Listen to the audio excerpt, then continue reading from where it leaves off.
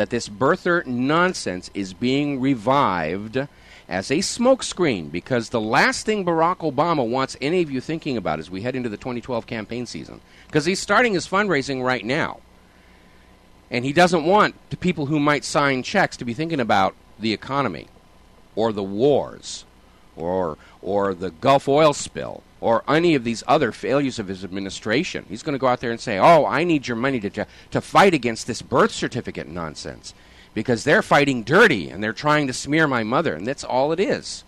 And that's why we're seeing so many resources being brought to bear to make this an issue again, because it's the one that Obama can use for fundraising and to play for sympathy as he goes into the 2012 campaign season. And I am pretty much convinced that's the reason Donald Trump is playing this game. Donald Trump has no intentions of really being president. He would be a terrible president. Okay? And I think he's doing this because he gets to air his vanity and his ego, and he gets to go out there and be on the TV cameras and be the presidential candidate and all the rest of it, and just have a lot of fun and air his own small grandeur for everybody to see. And he's helping Obama. He's going to split the GOP vote to help his buddy Obama, probably in exchange for some kind of tax write-off or tax break or special dispensation during the second term. That's how these things get done. So there is nothing to this birth certificate nonsense that disqualifies Barack Obama as President of the United States of America. It is a small, personal, family scandal. And it's going to blow up in the face of everybody who thinks that there is a there there. Now, I'm not a big fan of Barack Obama. He's a huge disappointment for everybody who thought he might be good for this country.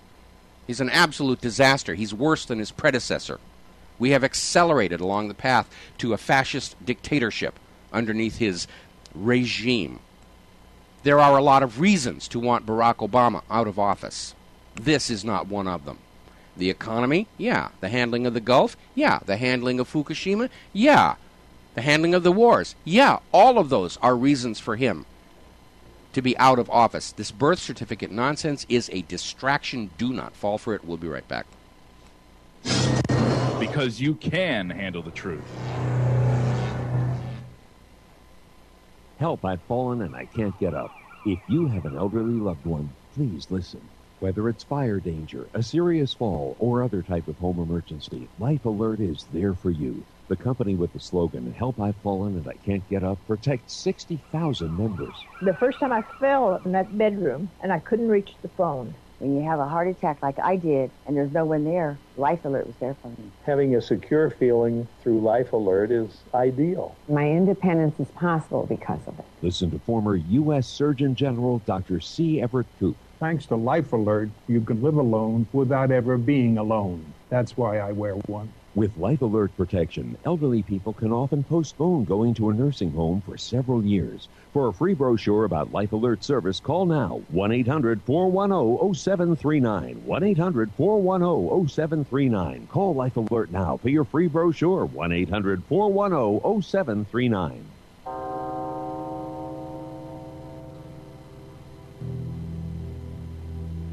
Aerial spraying, chemtrails, the modified atmosphere, heavy metals and pesticides, carcinogens and chemical fibers all falling from the sky.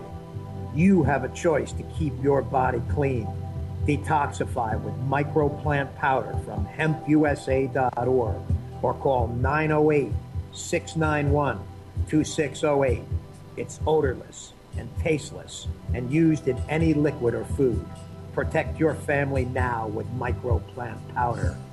Cleaning out heavy metals, parasites, and toxins. Order it now for daily intake and stock it now for long-term storage. Visit hempusa.org or call 908-691-2608 today.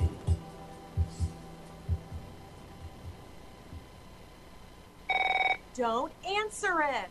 If fear strikes your heart when the phone rings, knowing it may be another bill collector, it's time for you to call Zero Debt in 90 days. 800-477-9256. Settlements, bankruptcy, and attorneys are not the answer and may end up costing you up to 10 times more than necessary. Listen, if you're already in debt, does it make sense to get buried in another payment plan? Zero Debt in 90 days gets you out of debt in 90 days guaranteed, without a payment plan and without attorneys or going to court. Get the fastest relief from debt on the planet when you call 800-477-9256. If you have debt with the IRS, credit cards, student loans, or a foreclosure, we can help at Zero Debt in 90 days, and we are the only organization to provide written guarantees on the results. Go to ZeroDebtGuaranteed.com. That's ZeroDebtGuaranteed.com. Or call now for free information. 800-477-9256. That's 800-477-9256.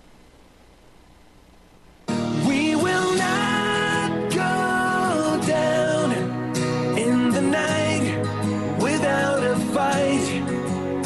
You can burn up our mosques and our homes and our schools, but our spirit will never die. We will not go down in Gaza tonight. And aloha, America. Welcome back to the show here. And somebody just wrote in on the email about this ridiculous Rothschilds theory because, first of all, Hillary is of Jewish descent. Obama is not. Why would the Rothschilds support, Barack Obama, who has a Muslim background, over Hillary? I mean, is there anything, if you accept this idea that all of these people are obeying the orders of the Rothschilds, isn't Hillary going to carry out those orders just as effectively as Barack Obama? It's not logical. It's not logically consistent. It's just trying to create this illusion that there's an issue there that you should all pay attention to. And this is American politics. As we get closer to the 2012 elections, you're going to see the candidates and the media, they're going to crank up on the issues they think they can win on. And they're not going to be issues that really affect your life. They'll I promise you, they'll drag up abortion, they'll drag up gay marriage and gays in the military and immigration and all these other things that they never deal with in the intervals between elections. But they're going to promise you these are the things that you should be thinking about and choosing your future leaders about. And they're not. You need to decide the future course of this nation based on what is affecting your life.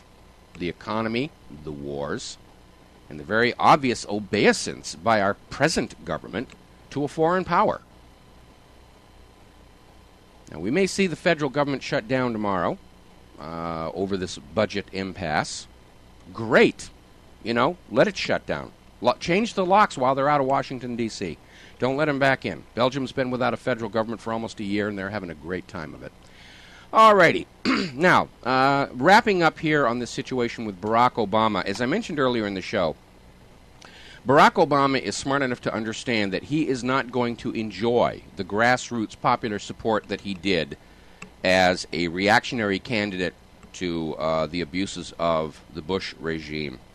And so Obama is changing his strategy, and he's not even spending any time dealing with grassroots campaigning and fundraising. He's going right to the big-ticket donors. And even his staunchest supporters are a little shocked by his greed. Apparently they had this San Francisco fundraiser, $35,000 per person, to have dinner with the president at the end of this month, April 20th. $35,000. Is there anybody in this country who's a Democrat who still has $35,000 after the last several years of this economy? It's just amazing. And of course, what are these people buying from the president in terms of special dispensations for that $35,000? We need to get the big money out of politics, there's no question about it, and the only way we're going to see that happen is for the little money to get together and stand up and be counted. And, I hate constantly putting hopes on these candidates and then being disappointed. I'd like to believe in Ron Paul, but, at this point, I really, truly think that the United States government is basically headed for the same fate as the USSR. It must collapse from its financial mismanagement and its political corruption. And we need to start thinking about what kind of a nation, what kind of a government we want to have in the aftermath. And certainly no private central banks and no obeisance to a foreign power.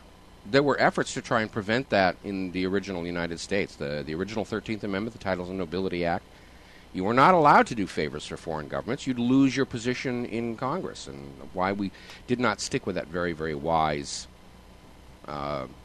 philosophy, I do not know. Alrighty. Now, interestingly enough, as you know, we're coming up on tax season, and a lot of people are talking about, was the 16th Amendment ratified? And the government's position is, who cares? We got you now, and all the rest of that stuff. And the New York Times came out with a very interesting article about how the IRS picks their victims. And apparently, IRS agents with apparently nothing better to do are cruising through the social media, and they're looking for people whose personal pages at Facebook and MySpace and so forth display a lifestyle that the IRS agent may decide exceeds what they think these people should be able to afford. It's kind of an arbitrary way of finding audit targets. And basically what it means is if the IRS agents are jealous of your new car or your new motorcycle or your new boat, they'll hit you with an audit just because they're jealous. And basically it means that anybody in this country who's making more than an IRS worker, and I don't know what they make, but I presume it's certainly above minimum wage, but anybody who's making more than an IRS worker and able to afford any more luxuries than an IRS worker, they're a target for the jealousies and petty vindictiveness of these IRS agents. So, that's basically what's going on there. All right, I want to get back over here to Fukushima. We're getting a lot more details coming in there about what's going on. Russia is now banning seafood imports from areas around the Japanese nuclear plant. And how large an area, nobody's really sure about. As I mentioned earlier in the show, restaurants in New York City are now scanning their Pacific seafood with radiation meters to see if it's safe or not. And it's kind of amazing to see people. Well, not amazing is the wrong word. It's gratifying to see people taking these kind of precautions because it means they're not willing to simply accept on faith that the government is telling the truth about the safety of the food, especially when we understand that the European Union and the FDA are simply raising those safety margins so they can say, yes, we decide it's safe for you. And we decide whatever is coming out of Japan is safe for you to eat and drink and so forth and so on. Behind it all, of course, there is still this huge push by the nuclear industry as a whole to protect their future profits. They've watched what's happened in Germany, and they're very well aware that there's a strong anti-nuclear movement around the world that's going to mean an end to business and an end to future sales of these reactors. It's changing governments already in Germany. That may be another reason why Donald Trump is out here with the birth certificate issue, waving it in front of everybody so that people aren't saying, should the United States be seriously thinking about ending its reliance on these very dangerous nuclear reactors?